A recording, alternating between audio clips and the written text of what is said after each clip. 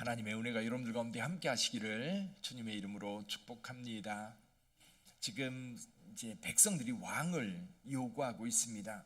백성들이 왕을 요구하는 이유는 블레셋의 위협 때문이었어요. 직접적인 이유는 블레셋이 강력한 군사력을 가지고 이스라엘을 끊임없이 위협하고 있기 때문에 이스라엘 백성들은 왕이 없으니까요, 오합지졸인 거예요. 블레셋 사람들이 쳐들어오면 그제서야 나팔을 불면 농사 짓다가 양떼를 몰다가 사람들이 모여서 블레셋과 싸우니 이 블레셋을 이길 만한 힘이 없는 겁니다. 그래서 백성들은 끊임없이 왕을 좀 세워다오 이렇게 사무엘에게 요구를 했던 거지요.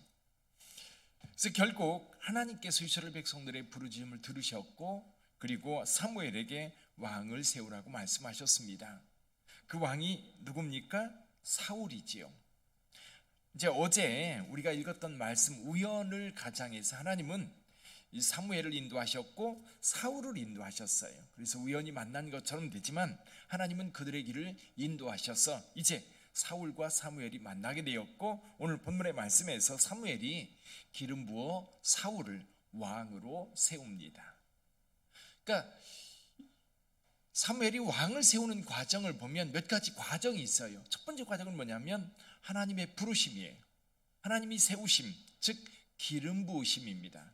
가장 먼저 있는 거예요. 하나님의 부름이 있고요.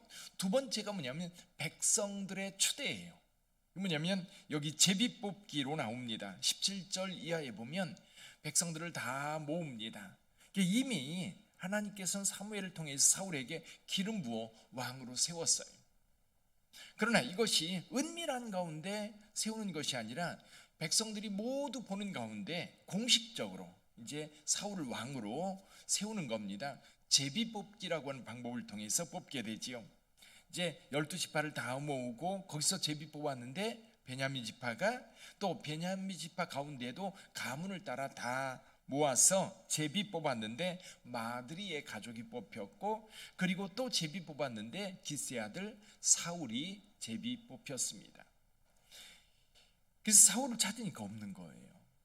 근데 이제 거기 숨어있다, 진보다리들 사이에 숨어있는 사울을 데려다가 사람들 앞에 세우니까 키가 얼마나 큰지 모든 사람들이 어깨 아래에 있는 거예요. 키가 그만큼 출중했던 인물. 세 번째가 있습니다. 세 번째는 뭐냐면 지금 여기에서 왕으로 추대가 되지만 여러분 그가 왕이 될 만한 자격이 있는지 없는지 인정이 안 되는 거예요. 몇몇 사람들은 사울을 따라가지만 많은 사람들은 과연 저 사람이 우리를 권하겠느냐 라면서 오히려 비아냥거리는 모습이 제일 끝절에 나옵니다. 세 번째 단계가 있어요. 우리가 내일 읽어볼 말씀인데요, 이제 왕으로서 증명되는 거예요. 실력이나 능력이 인정될 때 그제서야 진정으로 왕이 됩니다. 암몬 백성들이 쳐들어왔을 때 사람들이 사울에게 사람을 보내서 사울을 부릅니다. 사울이 일어나서 암몬 사람과 싸워서 승리하면서 드디어 이스라엘의 왕으로서 온전히 추대가 되지. 자, 오늘 본문의 말씀은 두 가지가 나와 있죠. 사무엘을 통해서 기름 부음 받는 내용, 그리고 백성들로부터 제비 뽑혀서 왕이 되는 과정인데, 기름 부음을 받았을 때 이야기가 여기 몇 가지 나오고 있습니다. 사무엘이 그에게 기름을 붓고요, 세 가지 징조가 있을 거라고 말씀을 하세요. 세 가지 징조. 첫 번째 징조는 뭡니까? 이 암나기를 찾으러 사울이 집을 떠난 지 며칠이 됐습니다. 그래서 가다가 사람들을 만날 텐데 그 사람들이 암나기를 찾았다고 사울에게 말할 거다. 두 번째 징조는 뭡니까? 이 라헬의 묘실 근처를 가다가 세 사람을 만날 텐데 한 사람은 염소 3마리를 이끌었고, 한 사람은 떡 3덩이를 가졌고, 또 한 사람은 포도주 1통을 가지고 이 베델로 올라가는 사람을 만날 거다. 근데 그 사람들이 떡 2덩이를 너에게 줄 텐데 내가 그것을 받아라. 두 번째 징조입니다. 세 번째 징조는 이 블레셋 영문이 있는 그 성읍에 올라갈 때에 선지자의 무리가 내려올 텐데 그들을 만나면 성령의 감동이 있어서 하나님의 영, 어제 수요일날 우리가 배웠지요. 하나님의 영, 그가 임하면 내가 예언을 할 것이다. 여러분, 징조를 주는 이유가 뭐죠? 자, 여기는 사무엘이 사울에게 기름 부으면서 징조가 있을 거라고 말씀하셨어요. 전에 이사야도 아하스 왕에게 하나님께서 우리를 구원하실 징조를 보여줄 거다, 하나님께서 친히 징조를 보여줄 거라고 말씀하셨었어요. 근데 반대로 기드온은 이 미디안 백성들을 치료할 때에 먼저 하나님 앞에 징조를 구하지요. 징조를 구하는 이유는 뭡니까? 확신입니다. 확신. 여기 하나님께서 사무엘을 통해서 사울에게 기름 부었을 때 사울이 과연 내가 왕이 될 수 있는가? 그런 의심 또는 그 부정적인 생각들, 이런 여러 가지 생각들이 있을 때에 그 징조들이 하나하나 이루어지는 것을 보면서 하나님께서 정말 내게 기름 부으셨구나. 그래서 우리도 신앙생활 하다 보면 징조를 구할 때가 있어요. 근데 하나님께서 징조를 잘 보여주시나요? 여러분 어떠세요? 제가 볼 때는 잘 안 보여주셔요. 안 보여주시는 이유가 있습니다. 안 보여주시는 이유는 우선 하나님의 말씀이 이미 주어져 있고요, 또 한 가지는 교회 공동체, 믿음의 공동체가 있기 때문에 이 믿음의 공동체를 통해서 하나님은 늘 말씀하셔요. 여러분이 성경을 읽고 기도하다 보면 마음에 확신이 있을 거고요, 또 한 가지는 여러분이 어떤 어려움이 있을 때 성도들이 여러분을 위해서 기도하고 조언하고 이야기하는 것들이 여러분 그냥 하는 게 아닙니다.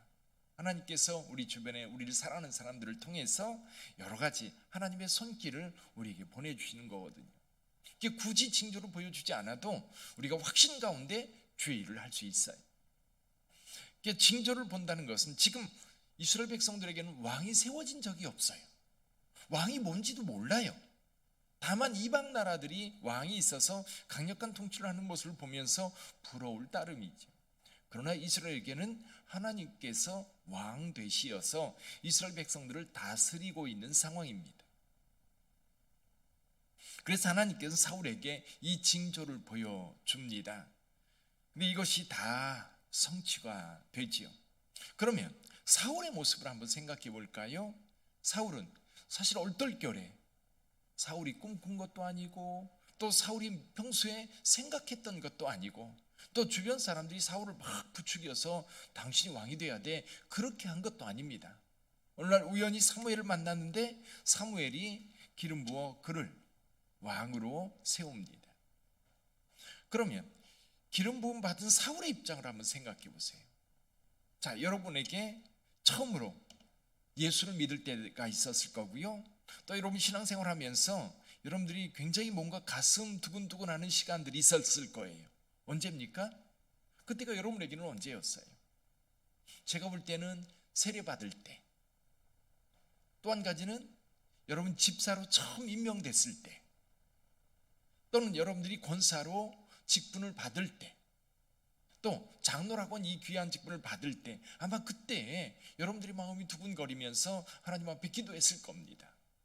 내가 집사로, 내가 권사로, 내가 장로로, 또는 내가 목사로 하나님의 부름을 받았는데 이걸 어떻게 감당할까? 한편으로는 우리가 굉장히 사모하는 마음을 가지고 그 직분을 기대했을 거예요. 또 한편으로는 이걸 어떻게 하지? 그런 마음들이 또 한편에 자리 잡고 있어요. 사울을 가만히 보면 그 마음이 어떻게 변하는지 볼 수 있어요. 첫째는요, 새 마음을 갖는 거예요.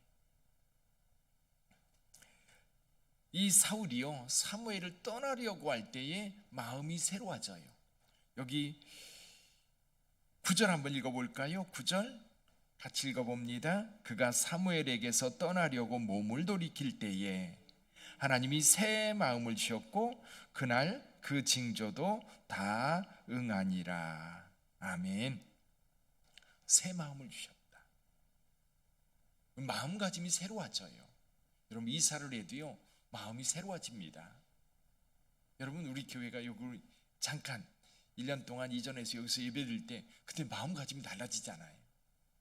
이전에서요, 제가 그래서 여러분들의 마음속에 그런 마음가짐을 다시 한번 잡아주기 위해서 광야시대라는 말을 한 겁니다.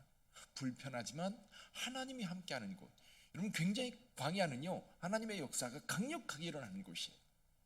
여기에서도 강력하게 일어날 줄 믿습니다. 새 마음, 먼저 우리가 가져야 될 것이 새 마음을 갖는 겁니다. 그걸 누가 주셨어요? 하나님께서 주셨습니다.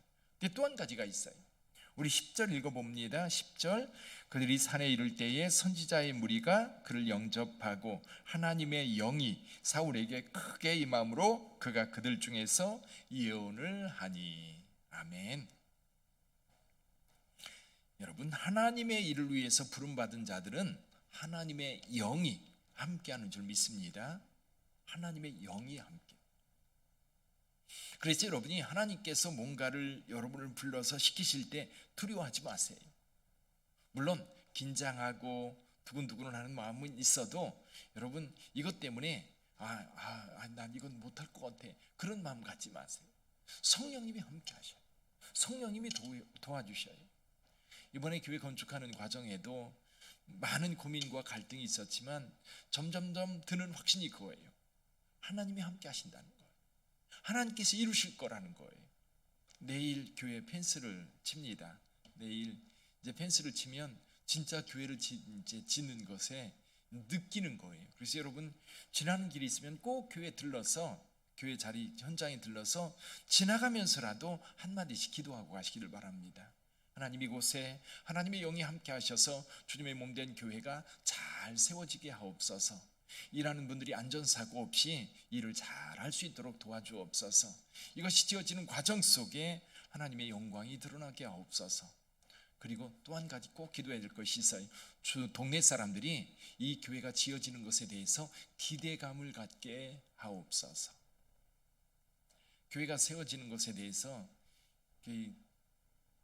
주변 사람들 간혹 이제 불편한 심기를 드러낼 때가 있는데, 주의 몸된 교회, 빛된 교회가 세워지는 것에는 주변 사람들, 동네 사람들이 다 기대하고 좋아할 수 있도록 여러분 기도하시기를 바랍니다. 자, 하나님의 영이 함께할 때 주의 일이 이루어져요. 또 한 가지 있어요. 저와 여러분들이 하나님의 부름을 받아서 주의 일을 할 때 하나님께서 꼭 함께 하시는 것이 한 가지가 더 있어요. 26절을 한번 볼까? 26절 같이 읽어봅니다. 사울도 기브와 자기 집으로 갈 때에 마음이 하나님께 감동된 유력한 자들과 함께 갔느니라. 아멘. 사울을 따르는 사람이 있었던 거예요. 유력한 자들이 함께 했다. 물론 27절에 보면 어떤 불량배들은 사울을 비난하고 저 사람이 어떻게 우리를 권하겠느냐 그렇게 이야기하지만 사울은 잠잠합니다. 그런데 중요한 것은 뭐냐면 마음에 감동된 유력한 자들은 사울을 따르고 있는 거예요. 여러분, 우리가 주의 이름으로 무엇인가 맡겨질 때에는 우리를 홀로 두지 않으세요. 하나님께서 누군가를 꼭 붙여주셔요. 이번에 교회를 건축하는 과정에도 붙여주셔요. 누군가를 이렇게 붙여주셔서 함께 편안하게 일해갈 수 있도록, 주의 교회가 세워질 수 있도록 하나님께서 이끄시는 것을 봅니다. 여러분이 주님의 일을 할 때도, 여러분 구역장으로 세워져도요, 꼭 여러분들을 돕는 사람이 있어요. 마음이 통하는 사람이 있어요. 여러분이 기관장이 되고 권사회 회장이 되고 그럴 때에도 여러분 누군가 내 마음으로 같이 협력하는 사람이 꼭 있어요. 하나님이 보낸 사람. 그런 사람들이 있기 때문에요, 주의 일이 이루어지는 거. 어제도 여기 그 근처에 있는 감리교 목사님 찾아와서 우리 교회를 쭉 둘러보고 너무 부럽다는 거예요. 어떻게 이렇게 돈 안 들이고 이렇게 공간에 자리 잡고 공간 마련해서 사무실도 목양실도 예배실도 유아실도 어떻게 한 공간에 한꺼번에 이렇게 만들어 놓을 수 있느냐고 그러는 거예요. 그럼 자기는 돈을 많이 들여서 괜히 돈을 많이 썼다, 그 얘기를 하는 거예요. 하나님의 인도하심이 있는 줄 믿습니다. 하나님의 도움이 손길들이 있고요. 여러분들은 이 빛된 교회와 하나님의 영이 함께 하심으로 주님의 몸된 교회, 이 빛된 교회가 하나님의 놀라운 일들을 앞으로 계속해 나갈 것을 믿고 기도하시고, 또 여기 사울을 세웠던 것처럼 여러분 자신을 한 분 한 분을 주님께 세우셨다는 확신을 가지고 나아갈 수 있기를 주님의 이름으로 축원합니다. 기도하겠습니다.